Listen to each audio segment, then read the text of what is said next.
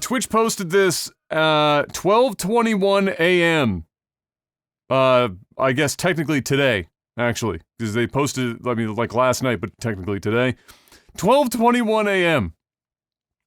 Said we've seen several tweets from creators worried that they've received an erroneous strike and how best to deal with that. There are a few different situations being referenced and different ways to resolve them. We've heard from many of you that clips you've tried to delete using our mass deletion tool were still flagged. For these approximately 20 cases, we've fixed the issue and will reach out to affected creators. They won't receive a DMCA strike. Some people believe that the small subset of clips that may exist only in certain parts of Twitch's backend systems are the subject of DMCA notifications. That is not the case. We also understand that third-party tools have been used to delete potentially infringing content. Unfortunately, we can't verify their effectiveness or that deletion was attempted in this case. If using third-party tools, please confirm that they've deleted your content. For those who feel that they have been wrongly targeted by a DMCA notification, whether you own the rights, believe it to fall under fair use, think the rights holder is mistaken, you can file a counterclaim notification, guidance for how to do so, and then they link it. So that was one thread that they put out. And then the first part of that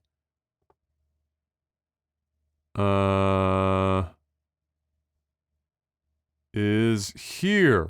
So on the 11th, so basically how this went, that was the latest tweet, but they also had one on November 11th that started the DMCA thread as well.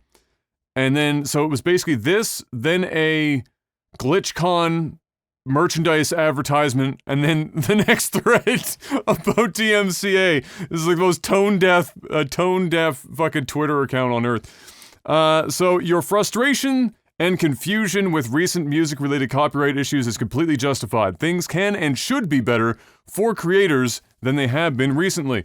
The next few tweets will outline our plan for being better partners to creators. We were as surprised by the number of music-related DMCA takedowns as you were. Press X to doubt.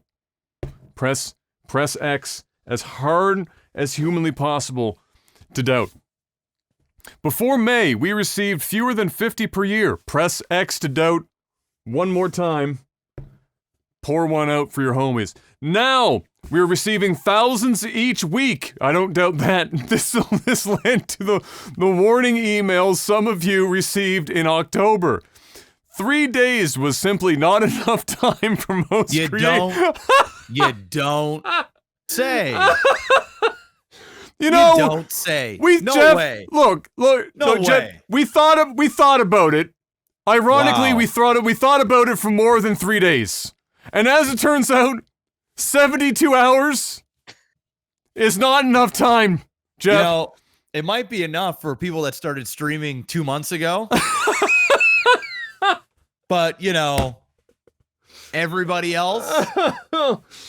Oh my god. 3 days was simply not enough time for most creators to sort through all of their VODs and clips. You know, like a decade worth of shit, no problem. We should have Dude, 3 months might not be enough. I'm not even joking. Like they should have came out in the summer and said, guys, starting January 1st, 2021, you're fucked. Shit's getting real.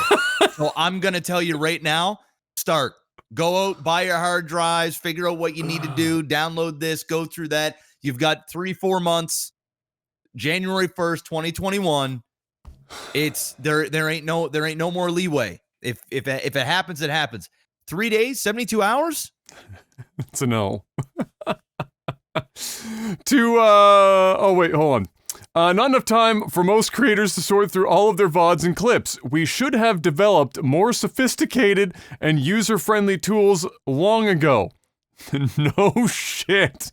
No shit. To all the creators who lost their community's best moments, we're sorry. This shouldn't have happened. No shit. Our full blog post includes far more details, but there are two main things you can do to avoid music-related DMCA takedowns. Oh, this is where it gets good. It's already been pretty funny, but this is where it gets good. 1. Don't play recorded music during streams. Fair ball. Don't play licensed music on Spotify. That's a pretty reasonable ask. And honestly, most people should probably long since have been doing that since we had this fucking shitstorm happen at the earlier part of the year. Oh, and number 2, delete VODs and clips that might have recorded music in them if you're unsure about the rights. Which again, is fine if you're like starting now, but if you've been in the game for a while, literally impossible. Yeah. Which is why people are mass deleting. You're not going to see them go back and fine-tooth comb, you know... And not in 3 days. 10 years or 5 years or 3 years or 1 year worth of content. No. And be able to accurately do that. You just mass delete all that shit. Especially since, hey, Jem, I have a question for you. Is the content creator themselves the only people capable of creating clips of their videos? No. Just making sure. Yeah. So not only do you have to worry about the shit that you've personally done, but because clipping can be done by literally fucking anyone, except for like you, unless you've set it up for like followers only and shit like that, which most people, that shit, they probably don't even know that exists because it's a relatively new feature. But you can do that now. You couldn't for a long time.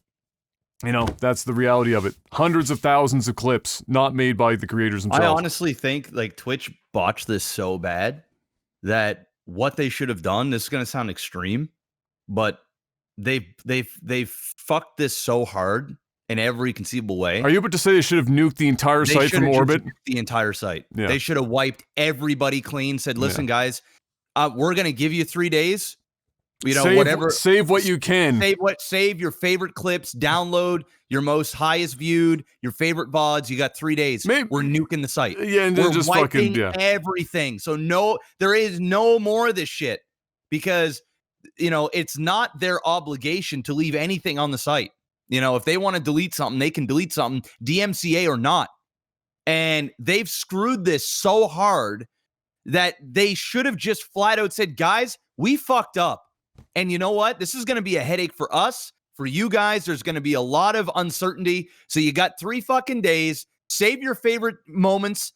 You know, ain't nobody getting DMCA strike. And we are nuking the entire site. Everybody, nobody's safe. When you wake up in 3 days, there's nothing. It's gone. Here's all right, let's fine-tune that a little bit. All right? So the biggest problem right now is that any public content is the problem.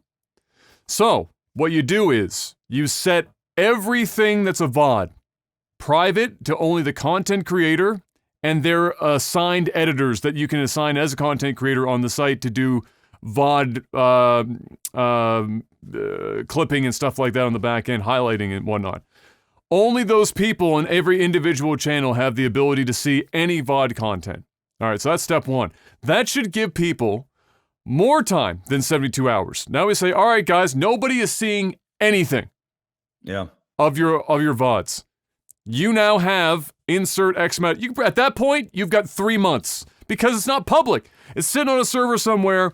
It's a grace period. You've got 1 quarter to save as much of it as you want and as you can. And then after that 3-month period, we are literally pressing the red nuclear button and everything is gone. Yeah. And then, moving forward, these are the rules that everyone has to adhere to. These are the repercussions otherwise. And that's it. In that same 3 months, Twitch doesn't get to sit back and jerk off the entire time. They have to create tools that they don't have right now, that they should have had 5 years ago, to manage all content moving forward on the back end. Much more efficiently, much more quickly, and much more safely for the content creators. Because the problem is that you can do everything that Twitch has suggested, but short of not streaming at all, you are still going to get caught up in automated systems. Yes. It's that simple. Jim Sterling of the Jimquisition was tweeting here yesterday that even on YouTube, for example, he pays for all of his music. He has license for all of his music that he uses in his videos. Yep. He has now for a couple of weeks been flagged every fucking video for shit that he pays for. So even if you're playing the game as you're supposed to and following the rules and doing everything right, you're still fucked.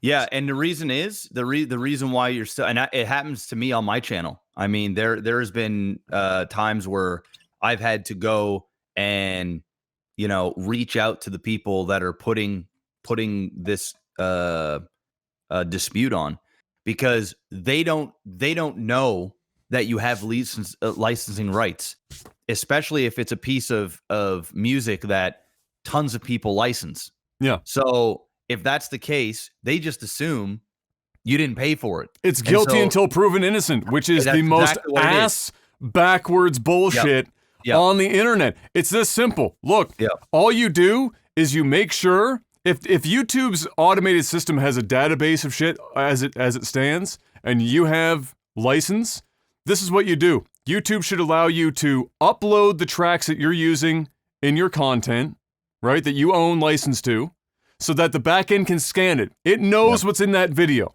Yeah. You then write in your rights, your license. You apply that license to your content. Yeah. And then if a thing comes in and flags it, YouTube's system goes, wait a minute, no, this is here, and sends that information automatically to the person trying to make the claim. And then they go, oh, our bad. Everyone's done. And I mean, worst case scenario, you don't even do that. But when they do a dispute, they automatically don't take your content revenue away. They give you 24 hours, 48 hours to provide proof. You provide the proof, then it gets approved and nothing goes through. Even if you have proof and you don't bring it out within 48 hours or whatever, then there's a takedown, or you're going to lose the revenue for the video, which I think is another fair way of doing it if they didn't want to get that fucking crazy with it every single time. But yeah, I agree. The whole thing is a mess. And I'll say this: if there's anybody out there that figures this out, that finds a way, whether it's licensing, whether they create a platform, whether they create something that helps streamers and broadcasters with music related stuff, they are going to get filthy rich very quickly. Harris Heller is already going to make a fortune off of stream beats. Like he provides it all for free, but he's going to make loads of money off of it just based on plays, just based on the content he produces on YouTube surrounding stream beats, all that stuff. He was ahead of the curve, and he's one of the major people that streamers are relying on to use their music to make it all happen. But let's continue here. So they then go on to say, in addition to building and improving tools, we need to provide creators with more educational resources. On November 18th, we'll host the first of 4 copyright-focused Creator Camp live sessions. We know you still have many questions that weren't covered in this thread. We've pulled together some of your most common questions into a FAQ for further information, which you can find. They have a link there. Copyright law and DMCA are not small or simple topics. We highly encourage you to refer to our latest blog for a more in-depth explanation of our path forward. Now, look, if there's one thing that I have a problem with here, I'll give them some props first. At the very least, even though it's like buried in a thread that they release at like the most random times with like just brain dead fucking social media, at least they admitted that they should have had tools years ago, or a long time ago, as they say, and they should have given people more than 3 days. At least they admitted that. So there's your positives. Your negatives are everything else. Twitch's entire narrative around this continues to be that it's the streamer's fault. It's the streamer's responsibility. It's all on the streamer.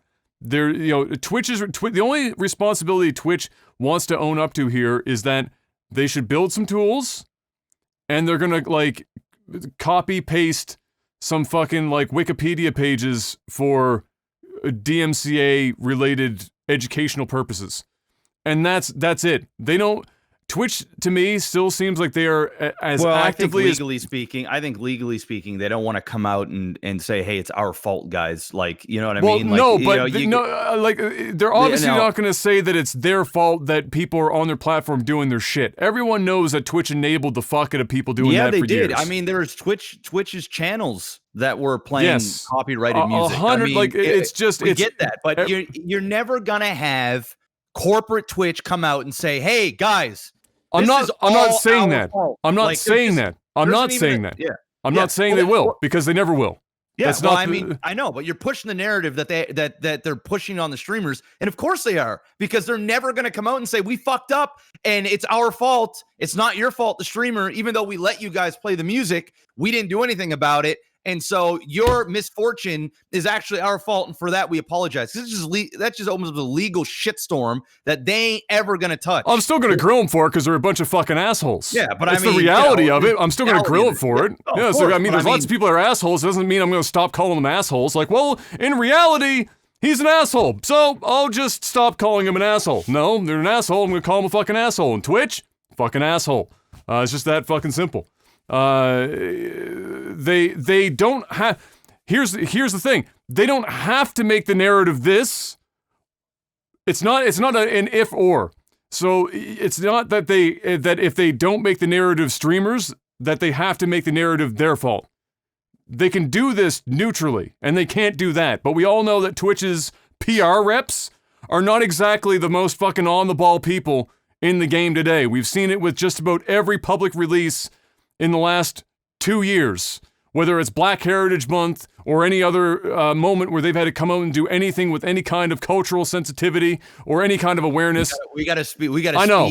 We gotta speed it up. Don't worry. There's gonna be lots of just fucking flying through the shit. But anyway, that's the reality of it. They're not very good about it. This is continuing to show that.